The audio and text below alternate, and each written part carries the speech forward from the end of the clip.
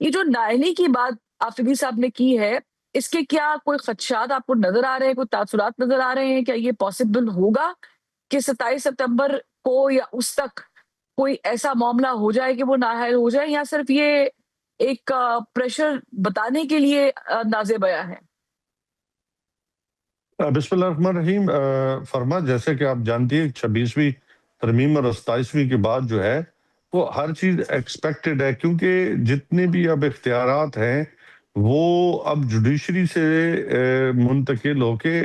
Executive کے پاس آ گئے ہیں، اور اس حالات میں کہیں سے بھی فیصلہ آنا کوئی اتنا اچنبے کی بات نہیں ہے، کیونکہ یہی تو ہم کہہ رہے ہیں کہ نظام جو ہے بذات خود گورنمنٹ کی اہم ترین عہدے پہ متمکن جو شخص بیٹھا ہے انٹیریئر منسٹر، انہوں نے خود کہہ دیا کہ یہ نظام کولیپس کر چکا ہے اور اس میں اب کسی کے لیے کچھ باقی نہیں رہا۔ تو ان حالات میں آپ خود دیکھ لیں کہ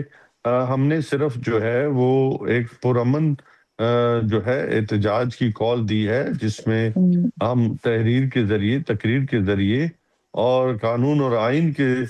دائرے میں رہتے ہوئے ہم پروٹیسٹ کریں گے، لیکن اس کے اوپر بھی گورنمنٹ جو ہے، جیسا کہ آپ نے کہا کہ جی گورنمنٹ جو ہے کچل کے رکھے گی، کیونکہ مذاکرات میں تو یہ انٹرسٹڈ نہیں ہے، صرف بیانات کی حد تک جو یہ پارلیمنٹ اور آؤٹ سائڈ پارلیمنٹ جو ہے میڈیا ٹاک کرتے ہیں، لیکن ایکچولی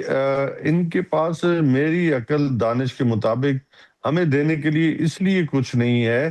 کہ ہمارا تو چونکہ مطالبہ ہے کہ یہ مینڈیٹ ان کا نہیں ہے، اور ٹھیک ہے اس پہ بھی بندہ آگے بڑھ سکتا ہے جب مذاکرات ہوتے ہیں، تو ہم تو کہتے ہیں کہ جمہوریت بڑھے، جمہوریت مضبوط ہو، رول آف لا جو ہے وہ یہاں اس ملک کے لیکن اندر صاحب، لاگو ہو۔ یہ جو 27 ستمبر کی کال ہے،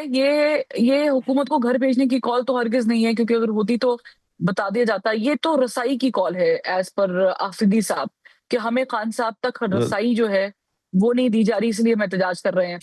اب یہ نہیں، کال خان کی آپ لوگ کیسے رہائی کامیاب اس بنائیں کو گے؟ تصحیح کیا، دیکھیں اس کو افریدی نے تصحیح کی ہے کہ مس کیلکولیشن ہوئی ہے ان کے انٹرویو کی، نہ صرف یہ جمہوریت کے لیے ہے بلکہ